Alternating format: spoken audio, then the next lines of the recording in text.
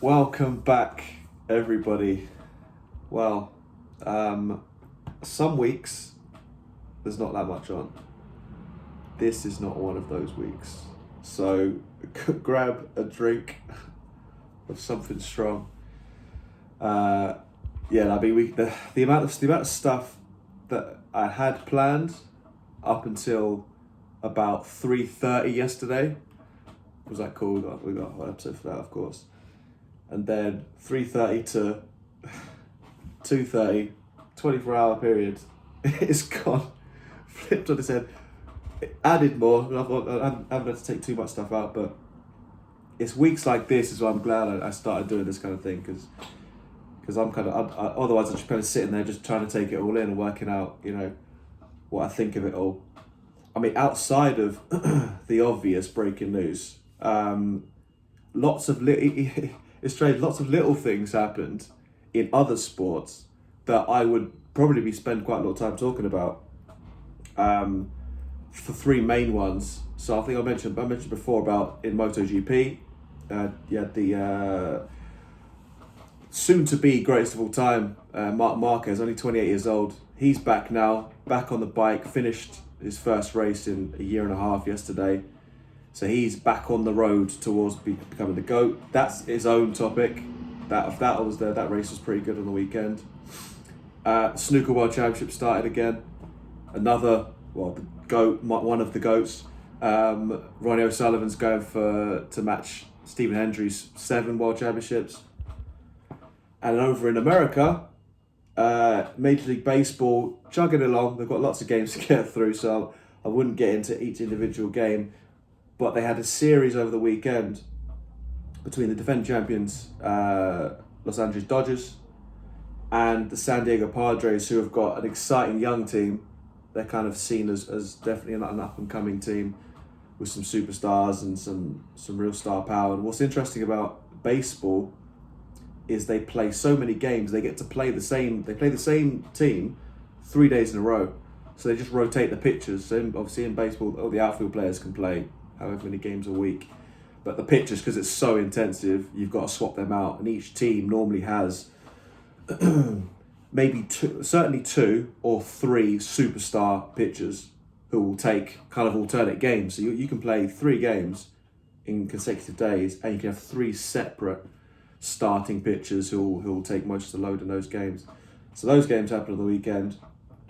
The Dodgers won 2 out of the 3 of those, as expected. They're running away with it at the minute. So I'll definitely check back in on them. I'm going to check back in on the MotoGP, and the snooker will get to exciting conclusions, because that's only just started on the weekend as well. So whatever about all that, we'll get into news first, obviously, as some of you might know. Going to start with Jose Mourinho. So he's been sacked as of today. Incredible timing again with some of the other news I'm going to bring you. Like, it's just the timing of it is bizarre. Like, yeah, they were doing badly. They drew on the week on Friday. They're 7th in the league, as hopefully all of you would have seen in my video 3 days ago. They're not looking great to get into Europe. Whatever Europe looks like next year. Actually, sack all that. I mean, all these things are gonna interlap with each other. But as the current template goes, they're not looking good to get into the Champions League next year, and they're not playing good football. Jose Mourinho's publicly many times this season, throughout his whole career, but certainly this season, he's been criticising his players. He's kind of creating a bit of me against them mentality.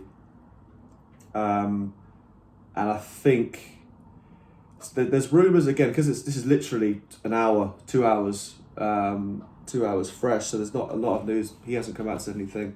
I would expect that there's some rumours that something to do with the Super League might have had some kind of an impact. I would lean. There's going to be some backlash towards that, but I would lean towards that probably being more true than them just deciding to sack him, because they've got a game in 2 days' time against Southampton in the Premier League. Then they've got their first They've got the first real opportunity to win a trophy since 2008 on Sunday against Man City. So the timing, like you wouldn't normally sack a manager unless they've just got hammered on the weekend, which they didn't. You wouldn't sack a manager who you've brought in to win the trophy, and you've got a chance to win a trophy in 6 days' time. No matter how, not matter how bad they're doing, but he's got to have really done something bad, which it sounds like there's some kind of bust up today or yesterday, and that's kind of led to this kind of split. So watch this space as far as news on him go. I think hopefully we'll know more, maybe by the end of today or even tomorrow, why exactly he's been sacked. But the timing of it is just, along with everything else today, has been crazy. So he's out. They've got Ryan Mason in there as a kind of, he's taken over training today. He's a former Tottenham player, for those who don't know. So who they're going to get in, no idea. But leading into the biggest news, I mean, I'm trying to think of a time that something's dropped that's been this big. I mean, so the European Super League, let's get straight into it. European Super League, essentially, at the minute they've got 12 teams. So 12 of the biggest teams in Europe have decided, apparently, that they're not going to play the Champions League anymore. They're going to make their own competition, funded by JP Morgan. JP Morgan apparently put in 3 billion and said, right, you guys can all have a split of that. They're going to develop their own tournament because they don't like the European Champions League, where it's a fixed entry list. So these 12 teams, so the top 6, or the big 6 from England, so that's Tottenham, Arsenal, Chelsea, Man U, Liverpool, Man City, Juventus, AC Milan, and Inter Milan from Italy, then Atletico Madrid, Real Madrid, Barcelona from Spain. Plus 3 more founder teams, they say. So these are the teams that are just going to be in there forever, apparently.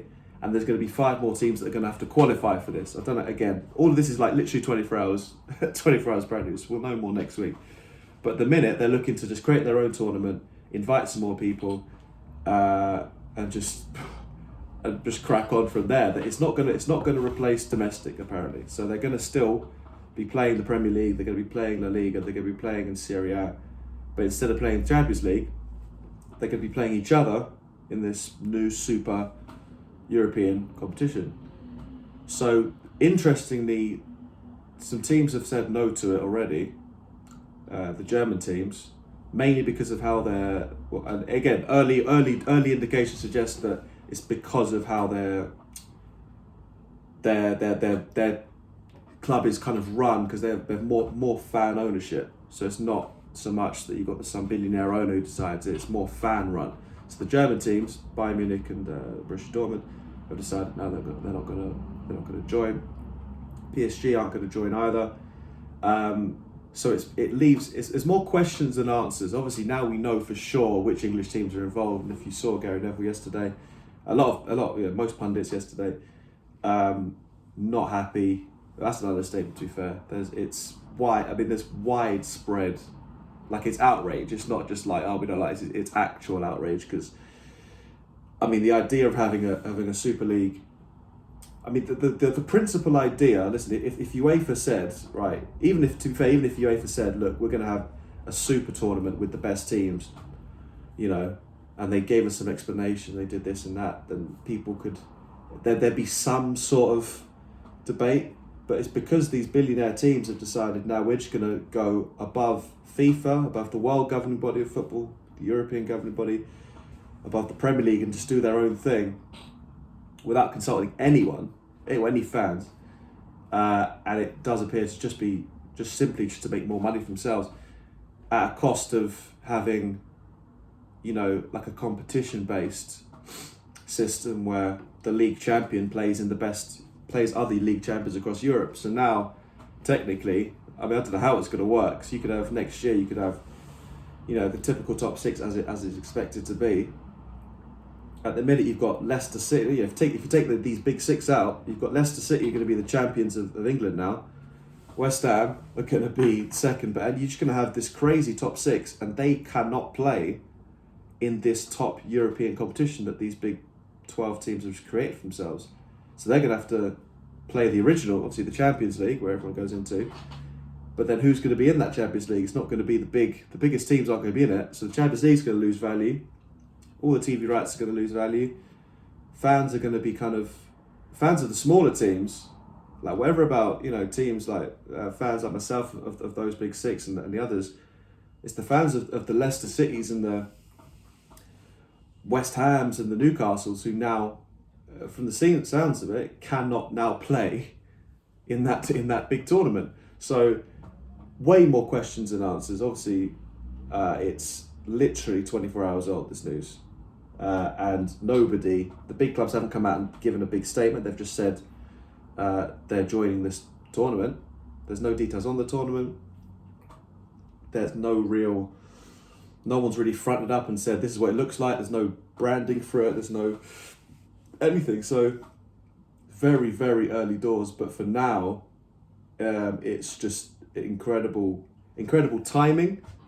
I mean, even forgetting about the pandemic, like in and out of the pandemic, it's bad timing in general. But certainly now, you're trying to you're essentially taking away from these smaller clubs, or just clubs in general, whether bigger or smaller. That's just clubs. Teams win things and they get better, and teams like Man City come out of nowhere in the last 9 years. I mean, they were playing in the league below previous to that.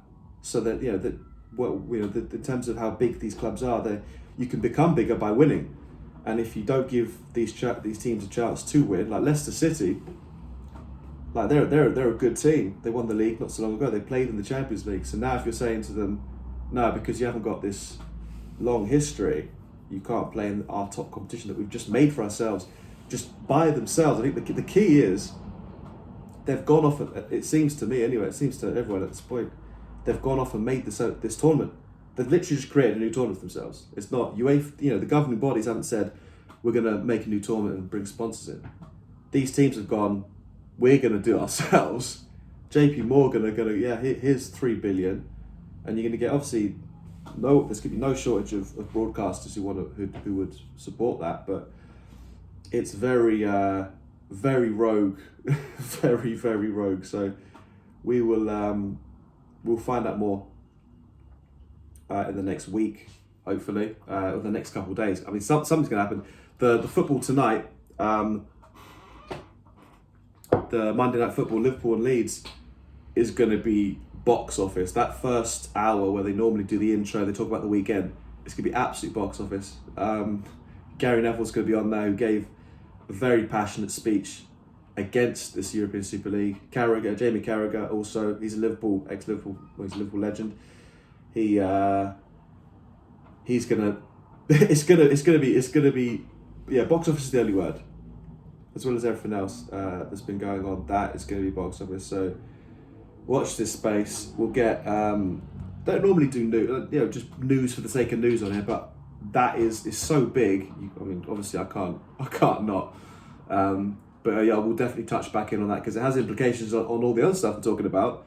The Champions League, which was last week, I thought that'd be a decent talking point. Now, so Chelsea managed to win. Chelsea beat Porto fairly comfortably in the end. It didn't seem like they were in any real danger.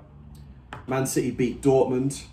So my pre-game superstar Erling Haaland did almost nothing over 2 legs. Didn't have too much of an impact on the game. Man City showed their class and they got through that game. So those two teams will play each other. No, they're not. I'm lying. They're not going to play each other. They're the first two teams that I was more interested in, or certainly from a domestic kind of point of view. You'd expect. I was expecting Chelsea to get through, and I was expecting Man City to get through. On the flip side, you've got Real Madrid who put Liverpool out. Liverpool didn't seem to have much to challenge after that first leg. It was a 0-0. The second leg was 0-0. They weren't really at it. So Real Madrid are back in the semi-final again. And PSG, the games I watched really, really closely was the PSG and Bayern Munich games. Both of them were amazing. I mean, PSG look like they've turned a corner. I mean, this is the same season where they were in Man United's group. So at the start of this competition, they were in Man United's group. Man United beat them. So and they come from, I don't know how many points they had over 3 games. But Man United won all 3 of their games. And then PSG came through, stormed through, beat us towards the end of that group stage. And now they just seem to have taken off. Neymar and Mbappe in particular, have just taken off completely. So it's going to be extremely. I mean, the semi-final lineup now, we have PSG and Man City, which could be a final. They're definitely the best 2 teams left in it. It's going to, again, on the theme of box office, it's that those 2 legs. Luckily, we get 2 legs of that. They're going to be incredible games. And then the winner's going to face Chelsea or Real Madrid. So in years gone by, Real Madrid had certainly a far bigger reputation. They still have that big reputation, but I guess a lot of the players, Ronaldo, has gone, and some of the shine's gone off. Their kind of European reputation, but they're still again in the semi-final. They're chasing the leaders in La Liga still. So semi-finals of the Champions League, the maybe soon to be defunct competition, is gonna be just absolute scenes. And 3 of the 4 teams in it, which is probably the funniest thing, 3 of the 4 teams left in this competition have now signed a thing to say they don't want to be in the competition next year. So I don't know. It is pretty insane. It is pretty insane. Like all of it is just having this competition still going on, and 3 of your semi-finalists have basically said, "Nah, we're gonna play our own competition going forward." I don't know. Ion no. Also, I say in the junior competition, if you can call it that, Man U got through against Granada very comfortably. Arsenal came back and demolished Slavia Prague in the second leg. So those 2 teams are on to meet in the final. So they've got semi-final first. Man U are going to play Roma, and Arsenal going to play Villarreal.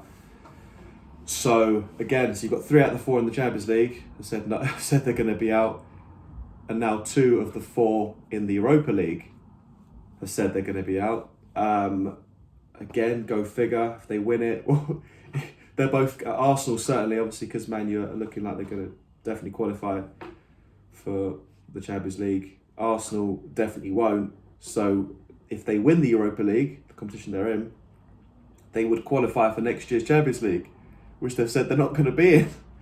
So I don't know. I'm lost. I'm absolutely lost. I don't know what the motivation's going to be. I don't know what the punishments are going to be, because it's entirely possible that UEFA, the Premier League, it could be some big fines coming. Some fines, some punishments. You get kicked out of competitions. I don't know what the legal rights of these teams are, but surely it's kind of bringing the game into disrepute a little bit, for sure. So there must be some kind of legal precedent that you could kick these teams out. I mean, if it turns out that these teams have kind of acted outside of their sort of status, then I don't see why they couldn't get kicked out of these tournaments, or points deducted, or stripped of titles. And there's no real when there's a setup like the Champions League and the Premier League and just football in general, you can't just go off and make your own thing, and just set the rules as you want, and not have anyone, not open it up to fans. I mean, the fans are kind of have to go along. Fans who pay these guys wages and pay so much money to follow their teams have now been told, yeah, we're not going to be playing that competition that you love anymore. We're going to play in this one, and then I could literally talk all day about it, but I'm not going to. I'm going to wait. Obviously, get more information. This is like I said, 24 hours in. We haven't got a clue. Moving away from Europe, still on football. The FA Cup was on the weekend. So Leicester, who beat Man U, now in the final. Chelsea have now stopped Man City's run to win everything. So Man City could have won the quadruple, which is all four major competitions. Chelsea put an end to that. So we've got Chelsea Leicester in the final at the end of May. Should be very interesting. They're in the final again. I think it's the fourth final in the last 5 years. So Chelsea they do like the FA Cup, to be fair. So that's going to come for them at the end of the year. So they can have a real turnaround. Again, take the Super League stuff out of it. They can have a real turnaround in terms of they could get the top four if they win the FA Cup, and they're in the Champions League semi-finals at the minute. I mean, they could have an amazing season out of looking like, they were going to have a horrendous season. So, a lot of praises to go to the new manager who's come in and changed the culture there and got these players playing and got them into major semi-finals and finals, which is the name of the game at the end of the day. The Premier League, there's a reduced Premier League schedule. So my top four predictions last week, not going well. Game one, game one was Everton and Tottenham. They drew. So, obviously that was technically correct. I did say Tottenham were going to struggle. But then West Ham, my pick for third place, to not lose any games the rest of the season, lost the very first game to a team that's kind of looking at, they're battling relegation in Newcastle. So, not the best starts. Arsenal also drew. So they're, I guess, my reasoning for taking them out of the top four thing at least is justified. Man United won, so they're only 8 points behind Man City now, with 6 games to go, which is the same number of points with the same number of games that Man City were behind us in 2012, which ended with the Aguero goal in the 97th minute, whatever it was. So, it certainly isn't over in terms of the league. So forget about top four. Top four is almost pretty much assured at this point. The league is sort of like the door is ajar. It's ajar. You never know. Man City have now lost all this. You never know how all of this Super League talk is going to affect these teams and these players. Obviously, with Man City losing on the weekend, Man U are winning games, and their best player, Bruno Fernandes, has been our best player all year, isn't playing particularly well, and we're still scoring goals, still winning games. So you never know. It's definitely not over. It should be over, but Man City lose. They've got two games away from home next. Who knows? It's been that kind of a season. If Man City lose 2 games in a row, it's game on, which is entirely possible in this season. It shouldn't happen, but it's entirely possible. So I guess, again, watch this space to see if anything like that dramatically changes. Don't expect it to, but like I said a million times, you never know. So the main event, for me, going into this weekend was going to be the Formula One. Now all the news and everything else has gone on, it's kind of jumped to the back of my mind a little bit. But the race of the weekend at Imola, I don't remember a time when we've had 2 races back to back that have just been box office from start to finish. Like to start the season, normally, the last however many years, last 7-8 years, it's been fairly comfortable. One team has dominated, or it's been a fairly set result. But Imola on the weekend, started from qualifying. So qualifying was pretty straightforward. The top 3 were separated by like 1/10 of a second, which is insane. Hamilton got on pole. Perez beat Verstappen, which hasn't happened. I think it's only happened twice since Verstappen's been in Formula One. So Verstappen doesn't get out qualified by teammates, and Perez managed to get one over him, which is key going forward for this season. Because I think Perez, for Red Bull anyway, Perez is now going to think, I can definitely do this. Whereas all of Max's old teammates were kind of happy to be there playing second fiddle. Perez clearly fancies it, so that's going to be interesting. The top 8, last year was separated by a whole second. So fairly big gaps between everyone, fairly standard for a top 8. This year, half of that. The closest top 8 is 2012, which again speaks to how good this season's going to be. So that was looking interesting. Hamilton kind of got pole where he kind of wasn't looking like the quickest guy, but he managed to put it on pole. The other guys made a few mistakes. Sunday comes, even through the build-up, the build-up was going fine, and then it starts raining, which, if you know anything about, obviously in cars, they set the cars up in the dry, and these cars are they're wired so specifically, you can't just go, okay, cool, chuck it in the wet now. There's so much they need to do, least of all the tyres. So typically in a dry race, you need to use 2 different sets of tyres. That's just to get the cars into the pits and just to have a bit of variation. Otherwise, they'll just stick the same tyres on and just roll around for an hour and a half, which definitely, it could be interesting, but you'd rather get them in the pits and switch things up and get variable speeds. So in the dry, you have to use 2 sets of tyres. So normally they use like a soft tyre and a medium tyre. When it rains, you'd only have to use, you don't have to, that is kind of thrown out the window. You don't have to use 2 sets of tyres. So that started things off in the race. Very interesting. Off the line, Verstappen flew up alongside Hamilton. Corner 1, Hamilton was nowhere near making that corner, but he kind of went for it straight. I'm surprised he did go for it. Bit of contact, bit of damage for Hamilton. Verstappen off into the distance, and was just generally much quicker. I'm not sure how much the damage affected Hamilton, but Verstappen was great. He was gone all the way up till the first pit stops. So around halfway, just around about halfway, where Verstappen had a big lead, and then Hamilton started chipping the gap away, got it down to about 2 seconds. And then after the pit stops, again, Verstappen managed to get out in front. Hamilton had a really slow pit stop. And then 2 laps after the pit stops, Hamilton's overtaking, so obviously, but because they're going so quick at the front, they're obviously lapping guys. So he comes across George Russell, who is a Mercedes driver in terms of his development. He's obviously driving for Williams, who's at the back of the grid.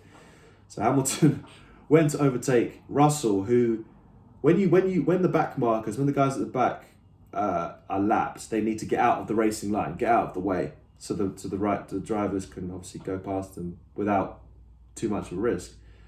So because it's wet, and the corner that they picked to do it, and because it's wet, it was a mistake on Hamilton's part, but Russell came out after the race and said, he probably could have. Russell said he should have picked another place to let Hamilton by. It was kind of going into a double left-hander, and Russell went over to the dry side of the track, kind of just out of the way. He did Hamilton a favour by getting out of the way quickly, but he took the dry line, so Hamilton he didn't have anywhere to go. Hamilton went off into the gravel, which is very rare for him. He very rarely makes mistakes in the wet. And not only with that, he got close to the barrier. So obviously when he went off, he got close to the barrier, and then for some reason he tried to turn, ends up breaking his front wing. He's beached in the gravel for, must be about 30 seconds. So at this point, you're thinking, well, first of all, he's going to DNF, which he hasn't not finished a race since the start of 2018, so 3 years ago. So he's finished every single race since then. So this is looking like, the championship's going to go completely towards Verstappen. So Hamilton manages to get the car stopped, keep the engine running, get into reverse, and then slowly reverse out. And as he's reversed out, down the stretch, Mr. George Russell has smashed into Hamilton's teammate, Bottas. So there, again, another high-speed turn. Bottas makes a little move. Russell's trying to overtake on the outside, and Russell, because it's wet on the grass, gets a tyre on the grass, skids off, crashes into Bottas. They both make an absolute mess of the track. So then they bring out the safety car, which means everyone's got to go behind this really slow-moving car while they can move out. They can get rid of the debris on the track. And because it's so much, they red flagged it, which basically means everyone brings the cars into the pits and stops. They can get out and stretch, whatever, while they clear the track out. Normally have to repair some stuff if there's damage to barriers and stuff, because obviously they need the barriers to be solid, so if there's any damage there. So luckily for Hamilton, because he got lapped in that process while he was reversing and all that kind of thing, him and everyone else who was lapped was allowed to get to the back of the pack again and start in a good position. So that little change, if Bottas didn't crash into Russell, Hamilton isn't even getting a point. So Hamilton gets to start in P9. Verstappen's obviously at the front. Verstappen almost spins off on the formation lap as they're about to restart the race. So after the red flag is done and then all the procedures are done, Verstappen almost spins on one of these wet patches of the circuit. So the race resumes again. Verstappen again clears off into the distance. He's off doing his thing. And then everyone from second all the way down to ninth is kind of battling. You got Lando Norris, young Britain, who I kind of overlooked. I gave Daniel Ricciardo more of the praise because he's seen as the better driver. But Lando Norris is now in his third season in McLaren, I think, and he's getting much better. And obviously he's in the team already, so he knows the procedures, he knows the car. Same with Charles Leclerc in Ferrari. So that both of those guys have been in their teams for long enough. They're much more settled. The guys who've come into those teams, so Carlos Sainz for Ferrari and Daniel Ricciardo for McLaren, kind of need to get up to speed. But when they do, both of those teams are going to be great. Ferrari had a really good race compared to last year, where they were just adrift by so far. But now this year they were fighting. So the final 15 laps was all about Verstappen obviously not making a mistake out front, and Hamilton chasing down these guys to kind of minimise the points loss. So Hamilton ends up getting all the way to second, overtaking Norris with a few laps to go, and he gets the fastest lap. So if you get the fastest lap, you get an extra point as well. So he ends up retaining the lead of the championship after being in the gravel with his front wing hanging off and Verstappen clearing off into the distance. He was going to lose 26 points. He's now only lost 6 points. So that, in terms of championship momentum, they're the kind of things that for any sport or any driver or in any sport, they're the ones that really win and lose your championships. It's the ones where things go wrong, and how badly can it go wrong, or how much can you kind of like claw back. Coming second to first and second is whatever, but if you're going to have like an engine problem, so are you going to end up retiring, or are you going to end up getting 2 points or 3 points, maybe? That's the win. That's the difference between winning and losing. But Hamilton again seems to be really enjoying this season. I mean, so all of us. I mean, it's a crazy year. Verstappen, Red Bull is definitely the quickest car. I remember saying however long ago that we'll see after we get to a new track. Red Bull is definitely the team, but it is also definitely just Red Bull and Mercedes who can consistently win races. Like McLaren, as good as as much as they've developed, they're not in a consistently race-winning car. They can win a few races. I think there might be a few chances if some of the guys maybe have some problems. McLaren could get there, but it's clearly for the championship. It's Red Bull and Mercedes, which is great. Perez is a great teammate for Verstappen. Bottas obviously finished DNF. He had finished. He crashed, but he was down in 9th or 10th anyway. So it's definitely 2 horse race for the championship. It's Verstappen v Hamilton. There's a point in after 2. I mean, it's going to be insane. I don't think there has ever been, in recent times, obviously, an inter-team battle like this that looks like it's going to go all season. There was a few years ago, you had Vettel in Ferrari, which got all the way to Singapore, which was towards the end of the season, but then Ferrari kind of fell away. So I would expect this one's going to go, the whole season, and it's going to be based on who's going to make mistakes. A little piece of insight I noticed: Verstappen, I think I'm going to put my neck out again. I think he's more likely to make mistakes, and his team, the strategy, definitely still favours Mercedes. Mercedes have the strategy, they have the infrastructure, they have the reliability for now. So I think in that aspect, that could be a key factor going down the stretch. Where is your car going to break down? Is your teammate going to do this or that? Are you going to make the right calls?